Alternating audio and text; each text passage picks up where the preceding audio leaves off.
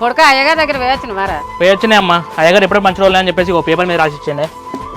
జాతకాలు కలిసినాయి అట్లా బిడ్డ వరుగులు ఇట్లా కలిసినాయా? అమ్మ ఇక బావ పేరు మీద చెల్లి పేరు మీద అంతా మంచిగా ఉన్నది. జాతకాలు కూడా బాగా కలిసినాయి, వరుగులు కూడా కలిసినాయి. అమ్మ ఇక మంచి రోజులు అయితే ఉన్నాయి. ఇగో 15, 18, 22 ఈ రోజులో మన పిల్లగాని అనిపించుకున్నాం అనుకో అమ్మ, పని అయిపోతుంది ఇక. సరే బిడ్డ సంతోషం. అదే అమ్మ అంత మంచిగా ఉంది కానీ చెల్లెకి చిన్న దోషం ఉన్నట్నే. మన గుడి ఉన్నది కదా, గుళ్ళే కూరగాయలు పప్పులు గిట్లా అన్ని దానం చేయమని చెప్పింది. ఇక దోషం ఏమున్నది బిడ్డ? ఆ కార్తీక్ గాడే కావచ్చు దాని దోషం.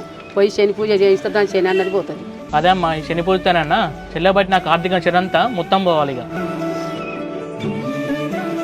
బిడ్డ బావకు నీకైతే జాతకాలు మంచిగా కలిసినాయట. ఇప్పుడు జరిగేటి అన్నీ అయితే చూస్తున్నావు కదా బిడ్డ.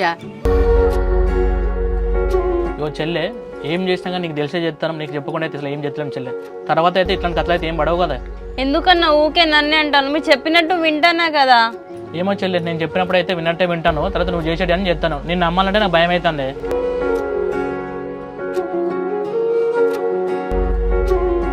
బావా ఈ ఒక్కడే బయట ఏం చేస్తున్నావు? లోపలికి వెళ్దాందా? నన్ను ఎవరు అర్థం చేసుకుంటారని చెప్పి నేను ఇంట్లోకి రావాలనే. నేను అసలు ఇంట్లోనే ఉన్నాను, వెళ్ళిపోతాను ఎక్కడికైనా.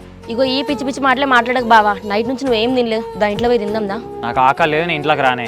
అయినా నన్ను అర్థం చేసుకున్న వాళ్ళు ఇంట్లోకి వచ్చి నేనేం తినాలనే? ఎవరు అర్థం చేసుకోవట్లేదు బావా. మన ఫ్యామిలీ కాబట్టి నువ్వు ఎంత చేసినా ఇంతవరకు ఏమనుకుంటూ ఉన్నారు. అదే వేరే ఫ్యామిలీ అనుకో మెడబట్టి బయటకు గంటేస్తారు. చూసినావా, నేను నువ్వు నన్నే అంటున్నావు. అందుకేనే నాకు ఇక్కడ ఇంట్లో ఉండబుద్ధి అయితేలే, నేను కూడా ఎక్కడికైనా వెళ్ళిపోతా. ఏంటి బావా ఎక్కడికి పోయేది? చెప్తున్నా కొద్ది ఎక్కువ చేస్తున్నావు. చెప్తే అర్థం కావట్లే, మూసుకొని ఇంట్లో నాడు.